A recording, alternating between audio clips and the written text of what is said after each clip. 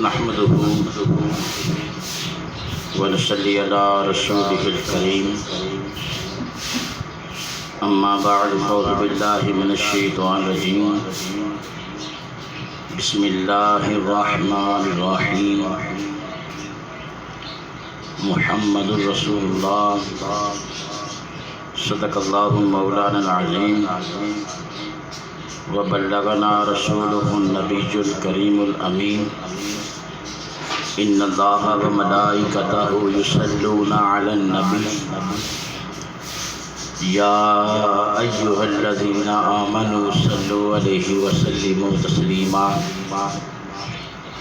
الصلاة والسلام عليك يا سيدي يا رسول الله وعلى آلك وأصحابك يا سيدي يا حبيب الله نہایت ہی واجب الاحترام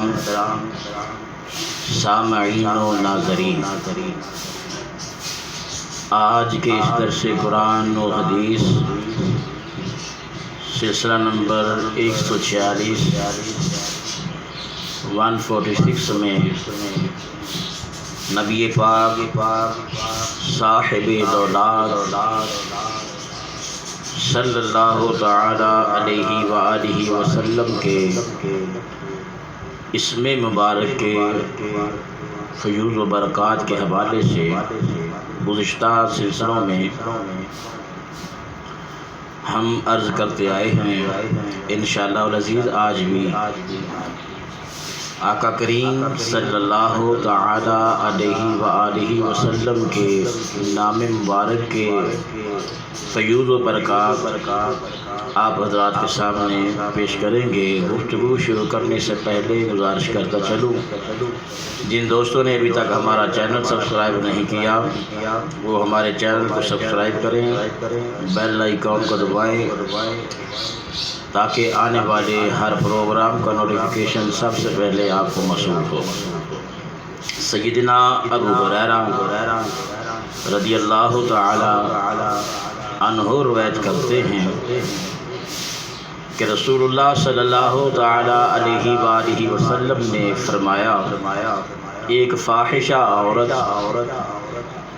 کہیں جا رہی تھی، راستے میں ایک کنواں دیکھا اور دیکھا کہ کنویں کے کنارے ایک کتا جان بلب ہو رہا ہے۔ اس نے اندازہ کیا کہ یہ کتا پیاسا تھا، یہ کنویں پر آیا ہے کہ پانی پیے مگر نکال نہیں سکتا اور یہ یہاں گر گیا ہے۔ اس نے اپنا موزہ کنویں میں لٹکایا اور پانی نکال کر اس کتے کے منہ میں ڈالا تو اللہ تبارک و تعالی نے اس بدکار عورت کا صرف اتنی بات پر بخشش کا ذریعہ بنا دیا، اس کو جنت عطا فرما دی، وہ جنتی ہو گئی۔ یہ ہے اللہ تعالیٰ کا فضل۔ اور خارجی لوگ کہتے ہیں ہاں اس عورت نے اللہ کی مخلوق پر رحم کیا ہے تو اس وجہ سے بخشی گئی۔ میں پوچھتا ہوں کیا تمہارے نزدیک کتے کی ایک خسیس جانور کی اتنی اہمیت ہے کہ اس پر رحم کھانے سے ایک بدکار عورت کہ زندگی بھر کے گناہ بدکاریاں ساری معاف ہو جائیں، تو کیا نبیوں کے نبی رسولوں کے امام صلی اللہ تعالی علیہ وسلم کی دربار الہی میں کوئی وقعت نہیں کہ ان کے نام پاک کی تعظیم کرنے سے ایک گناہ گار مجرم بخشا جائے؟ مگر بات یہ ہے کہ خارجیوں کی قسمت کھوٹی ہے، کتے جیسے خسیس جانور کو تو اتنی اہمیت دیتے ہیں کہ مگر حبیب خدا صلی اللہ تعالی علیہ وسلم جو سید العالمین ہیں، جن کے سر پر اللہ نے محبوبیت کا تاج رکھا ہے، جن کی خاطر سب کچھ بنا، اس محبوب رب العالمین صلی اللہ تعالی علیہ وسلم کی ان کی نظر میں اتنی بھی وقعت نہیں ہے، العیاذ باللہ۔ وَسَيَعْلَمُ الَّذِينَ ظَلَمُوا أَيَّ مُنْقَلَبٍ يَنْقَلِبُونَ۔ حیف ہے ایسے علماء کی عقل اور دانش پر، کیا ان کے دلوں میں اللہ تعالیٰ کے حبیب کا بغض نہیں؟ حسبنا اللہ و نعم الوکیل۔ اللہم صلی وسلم وبارک علی الحبیب نبی الکریم وعلی آلہ و اصحابہ اجمعین۔ جب اذان ہو اور معزن اشہد ان محمد رسول اللہ صلی اللہ علیہ وآلہ وسلم پڑھے تو مستحب ہے کہ نام نامی اسم گرامی سننے والا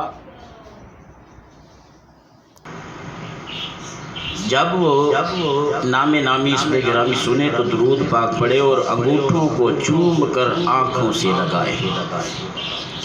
ایسا کرنے والے کو حبیب خدا صلی اللہ تعالیٰ علیہ وآلہ وسلم جنت میں لے جائیں گے۔ چنانچہ رد المختار فتاوی شامی میں درج ہے، جب اذان میں معزن اشہد ان محمد رسول اللہ صلی اللہ علیہ وسلم کہے تو مستحب ہے کہ سننے والا کہے صلی اللہ علیہ یا رسول اللہ، اور جب دوسری مرتبہ یہی کلمہ سنے تو کہے قرۃ عینی بک یا رسول اللہ، اللہم متعنی باسمک باسمعی والبصر، اور انگوٹھے چوم کر آنکھوں پر لگائے۔ ایسا کرنے والے کو نبی کریم رؤوف الرحیم صلی اللہ تعالی علیہ وآلہ وسلم جنت لے جائیں گے، جیسے کہ یہ مسئلہ کنز العباد میں ہے اور ایسے ہی فتاوی صوفیہ میں ہے۔ نیز علامہ شامی نے رد المختار میں فرمایا، کتاب الفردوس میں یوں ہے کہ جس نے اذان میں اشہد ان محمد رسول اللہ سنا اور انگوٹھوں کو بوسہ دیا تو سرکار علیہ الصلوۃ والسلام کا فرمان ہے کہ میں ایسے شخص کو فائدہ دوں گا اور اسے جنت کی صفوں میں داخل کروں گا۔ سبحان اللہ۔ یہ آقا کریم صلی اللہ تعالیٰ علیہ وآلہ وسلم کے نام نامی اسم گرامی کے ادب کی وجہ سے جنت بھی ملتی ہے۔ دہلوی نے فردوس میں سیدنا صدیق اکبر کی مرفوع حدیث بیان کی کہ جو شخص انگلیوں کو بوسہ دے اور ان دونوں کو آنکھوں پر لگائے جبکہ مؤذن اشہد ان محمد رسول اللہ صلی اللہ علیہ وسلم پڑھے اور سننے والا ساتھ یہ بھی کہے اشہد ان محمدا عبدہ ورسولہ رضیت باللہ ربا وبالاسلام دینا وبمحمد صلی اللہ علیہ وسلم نبیا، تو سرکار دو عالم صلی اللہ علیہ وآلہ وسلم فرمان علی شان ہے کہ ایسے شخص کے لیے میری شفاعت حلال ہو جائے گی۔ بعض لوگ لم یسع فی المرفوع سے غلط مطلب لے کر کہہ دیتے ہیں کہ یہ حدیث تو صحیح نہیں ہے، تو کیا ثابت ہوگا؟ اس غلط مطلب کا ازالہ کرنے کے لیے علامہ طحطاوی نے فرمایا وَبِمِثْلِهِ يُعْمَلُ فِي الْفَضَائِلِ، یعنی فضائل اعمال میں اگر رفع صحت تک نہ بھی پہنچا ہو تو عمل کرنا جائز ہے۔ فجزاہم اللہ تعالی احسن الجزاء۔ اسی لیے حضرت ملا علی قاری رحمۃ اللہ تعالی علیہ آپ لکھتے ہیں جب اس روایت کا رفع سیدنا صدیق اکبر رضی اللہ تعالیٰ عنہ تک ثابت ہے تو عمل کے لیے اتنا ہی کافی ہے کہ کیونکہ رسول اللہ صلی اللہ علیہ وسلم کا فرمان علی شان ہے، اے امت تم پر میری سنت اور میرے خلفائے راشدین کی سنت لازم ہے۔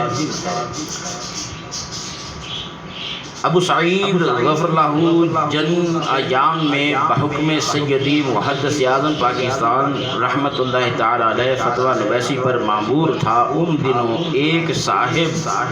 دار الافتاء جامعہ رضویہ میں آئے اور سوال کیا کہ کیا کسی فتوے کی کتاب میں اذان سن کر سرکار دو عالم صلی اللہ تعالی علیہ وآلہ وسلم کے نام مبارک پر انگوٹھے چومنے کا ذکر ہے؟ تو میں نے کہا ہاں ہے۔ وہ بولے مجھے دکھاؤ۔ میں نے پوچھا اس پوچھنے کی ضرورت کیوں پڑی؟ وہ بولے کہ میں فیصل آباد کی جامع مسجد کچہری ازار کے خطیب مفتی صاحب کے ہاں گیا اور وہاں سوال کیا کہ کسی فتوے کی کتاب میں اذان میں نام مبارک سن کر انگوٹھے چومنے کا ذکر ہے؟ مفتی صاحب نے کہا ہے کہ فتاوی کی کسی کتاب میں اس کا ذکر نہیں ہے، اس لیے میں آپ سے پوچھنے آیا ہوں۔ فقیر نے اسی وقت فتاوی شامی رد المختار طحطاوی شریف نکال کر دکھا دی کہ اپنی آنکھوں سے دیکھ لو، یہ دونوں کتابیں فتویٰ کی ہیں۔ وہ صاحب دے کر مبہوت سے رہ گئے کہ واقعی وہ دوسرے لوگ اللہ کے حبیب علیہ السلام کی عظمت کو چھپا جاتے ہیں اور یہودیوں کا کردار ادا کرتے ہیں۔ فتاوی شامی رد المختار فتاوی کی ایسی کتاب ہے کہ اس کے سوا کسی حنفی مفتی کو فتویٰ چلانا بہت مشکل ہے، خواہ وہ مفتی بریلوی ہو خواہ وہ دیوبندی، اور یہ کتاب فتاوی شامی عموماً ہر حنفی مفتی کے پاس ہوتی ہے۔ لہذا مفتی ہو کر یہ کہنا کہ فتویٰ کی کسی کتاب میں سرکار علیہ السلام کا اذان میں نام پاک سن کر انگوٹھے چومنے کا ذکر ہی نہیں ہے، یہ سراسر کتمان شان مصطفیٰ ہے صلی اللہ علیہ وسلم، اور یہ اس کے مترادف ہے کہ کوئی دوپہر کے وقت جب کہ آفتاب پوری چمک دمک کے ساتھ فلک پر تابندہ ہوا ہو اور کوئی کہے کہ سورج ہے ہی نہیں، یا اللہ جل جلالہ ہمیں تعصب سے بچا اور اپنے حبیب علیہ السلام کی سچی محبت عطا فرما۔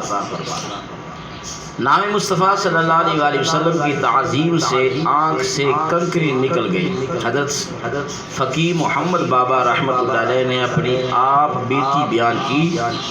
کہ آندھی چلی تو میری آنکھ میں کنکری پڑ گئی، جس سے سخت تکلیف ہوئی اور وہ کسی طرح بھی نکلتی نہ تھی، اور جب اذان ہوئی اور مؤذن نے کہا اشہد ان محمد رسول اللہ، تو یہ سن کر میں نے بھی یہی کہا، فوراً کنکری نکل گئی۔ نام محمد صلی اللہ علیہ وسلم کے سامنے کنکری کا نکل جانا معمولی بات نہیں ہے۔ مندرجہ بالا واقعہ سن کر علامہ رباط نے فرمایا، فضائل مصطفیٰ صلی اللہ علیہ وسلم کے مقابلے میں کنکری کا نکل جانا معمولی سی بات ہے۔ حضرت شمس الدین بن صالح مدنی جو کہ مسجد نبوی شریف کے امام و خطیب تھے، اپنی کتاب میں فرماتے ہیں کہ میں نے بعض مصری متقدمین سے سنا ہے، وہ فرماتے تھے کہ جب کوئی اذان میں نام حبیب علیہ السلام سنے اور شہادت کی انگلی اور انگوٹھے کو چوم کر آنکھوں سے لگائے، اس کی آنکھیں کبھی نہ دکھیں گی، بلکہ اشرف علی تھانوی اپنی کتاب میں لکھتے ہیں کہ نام محمد صلی اللہ علیہ وسلم سن کر انگوٹھے چوم کر آنکھوں سے لگانے سے ثواب تو نہیں ہوتا، لیکن جو یہ عمل کرتا ہے اس کی بینائی ضائع نہیں ہوتی۔ میں کہتا ہوں ہوش کے ناخن لیں کہ جو نام آنکھوں کی بینائی ضائع نہیں ہونے دیتا، اس نام کے لینے سے یا چومنے سے ثواب کیوں نہیں ملتا؟ یہ اپنی ہٹ درمی ثابت کرنے کا طریقہ ہے، اور اپنی ہٹ درمی ثابت کرنے کی کوشش جتنی مرضی کرتے رہیں، لیکن نام حبیب علیہ السلام کے جو فضائل ہیں ان کو چھپا نہیں سکتے۔ مسجد نبوی شریف کے خطیب ابو صالح مدنی رحمۃ اللہ علیہ یہ سارے واقعات بیان کرنے کے بعد فرماتے ہیں، اللہ تعالیٰ کا بے حد شکر ہے کہ جب سے میں نے ان دونوں بزرگوں سے مندرجہ بالا ارشاد مبارکہ سنے ہیں، میں بھی یہی عمل کرتا ہوں، لہذا میری بھی آنکھیں آج تک نہیں دکھی، اور میں اللہ تعالیٰ کی رحمت سے امید رکھتا ہوں کہ میری آنکھیں ہمیشہ محفوظ رہیں گی اور میں اندھا بھی نہیں ہوں گا انشاءاللہ عز و جل۔ دوستان محترم، یہ آقا کریم صلی اللہ تعالیٰ علیہ وآلہ وسلم کے نام نامی اسم گرامی کی برکتیں ہیں جو مخالفین خارجی لوگ چھپانے کی کوشش کرتے ہیں، لیکن یہ نام کوئی کام بگڑنے نہیں دیتا، یہ نام کوئی کام بگڑنے نہیں دیتا، بگڑے بھی بنا دیتا ہے نام محمد صلی اللہ علیہ وسلم۔ اللہ تعالیٰ آقا کریم صلی اللہ تعالیٰ علیہ وآلہ وسلم کی سچی و پکی محبت نصیب فرمائے۔